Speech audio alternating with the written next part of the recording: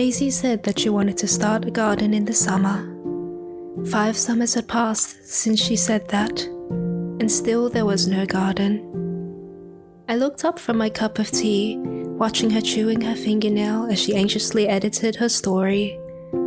Or was it a poem she was working on then? Something of the sort. Not wanting to startle her, I cleared my throat. She quickly glanced up and snapped an annoyed "What is it?" at me. "About that garden," I began, but got no further, for she had abruptly stood up and started pacing. "For the 100th time, Jonathan, the garden will have to wait. I've got to concentrate on this project, then after this, you'll gobble up the next one and the next one until you burn out or die or someone stops you." She stopped pacing, and a heavy silence mingled with the charged atmosphere. I distinctly remember the weather that day, bright and clear and gay. It should have been thunderstorming. Daisy left the room and I got up, wanting to follow her up the stairs, but decided against it. The storm would blow over soon, and besides, I didn't have the energy to get caught in it again. That night she was still brooding, so I slept downstairs on the couch. Well, not really. My eyes were closed shut, but I turned my thoughts over and over, trying to figure out what we were going to do. That night was a series of questions folded into darkness, folded into fear. The grey morning sun slanted on my worn face, waking me up. It was 5 a.m. by the clock on the mantelpiece. It's funny how the break of day transforms the most insurmountable problems into mere trifles. I should have known what to do. It was so simple. I went out the back door, grabbed a shovel, and started digging.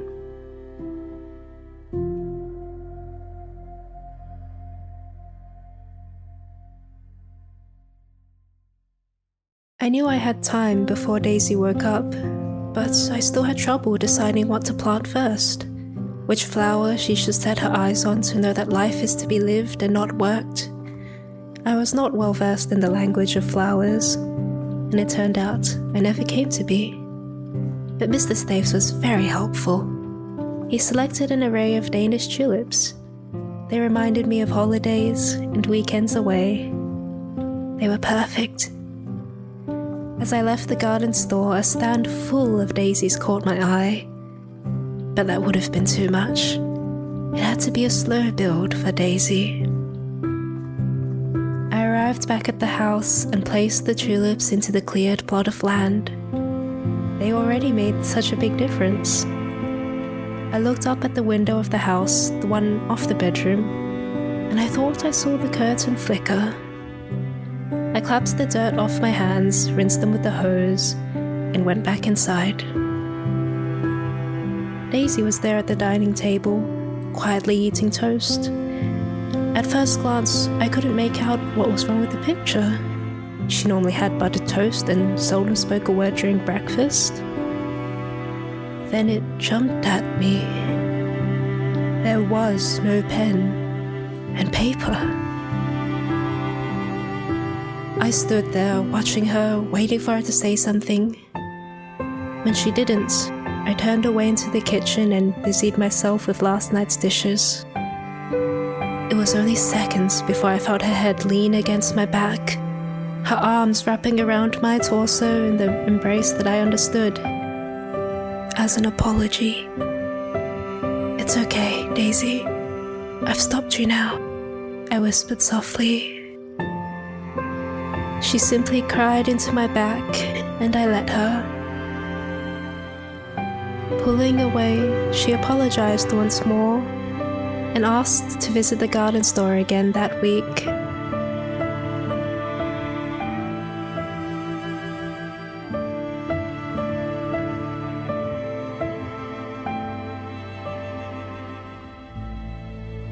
The years waxed by, and Daisy outlived many people close to her. She could count more friends that she had lost than the friends that were still with her. The garden grew and blossomed, died and withered, and was more than a hobby or a passion, but would never be seen as anything more to people walking by. Then there came a day when Daisy knew. She had lived, and she was ready. Throughout the years, she had collected her life in a box, letters, postcards, notes, and photographs. Before the sun had risen, she took her box and a shovel, walked out into the garden, and buried it in the ground among the tulips.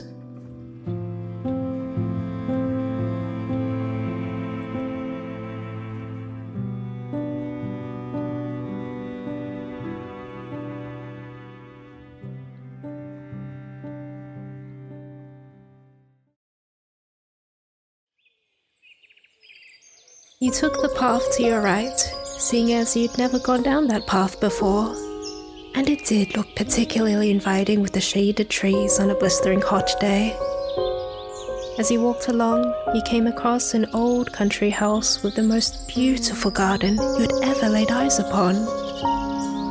It was so beautiful that you had to rub your eyes and look at it again, for it was as picturesque as a fairy tale illustration. You slowly drew closer to the house, completely mesmerized. The house appeared to be abandoned, judging from the plaque on the low stone wall around it that read, Jonathan and Daisy Wallace, inhabited 1943 to 2012. You thought it peculiar that someone would decide to place such a plaque on a building, but thought nothing more of it as your eyes were caught by a patch of daisies. At first glance, they seemed terribly out of place amongst the red, yellow, and pink cups of the tulips. And you began to ask yourself questions like, who planted them here? Why amongst the tulips of all places?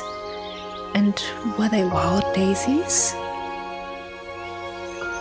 But the more you looked at them, the more it seemed that they belonged there, had always lived there, will always be there. Your feet slowly made their way to the bright yellow faces,